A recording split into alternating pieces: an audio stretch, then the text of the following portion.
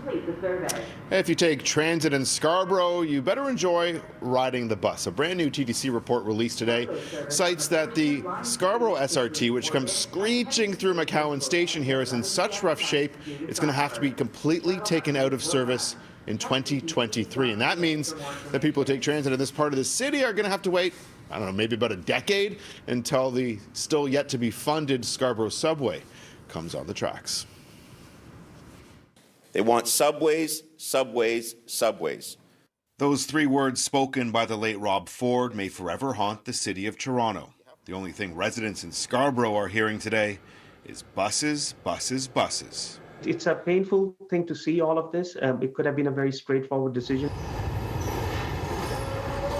But straightforward, it was not. The SRT, set to be taken off the rails, was at the end of its life expectancy 10 years ago.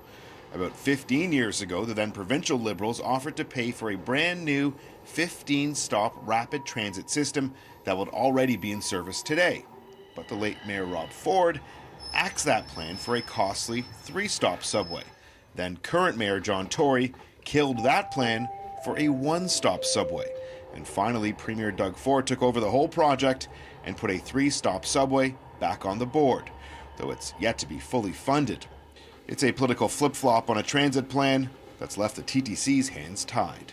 We were down to 4 trains earlier this year, and we should be operating 5 trains on that, and sometimes 6 trains depending on the time of day. So already that service is under a great deal of pressure. Really, for us, it was about looking at 2023 and saying there's no realistic way to keep the system running without a massive investment. To keep the SRT operational until 2030 would cost taxpayers more than $500 million. So the TTC says they're looking at 2 other options: purchase 60 new buses to service the region and keep people moving, or buy far fewer buses and pull buses from other routes that are usually used during subway shutdowns and service delays. Scarborough Councillor Paul Ainsley has had a front row seat to the political fight to build a subway, 1-stop or 3, over a cheaper, more serviceable light rail transit system.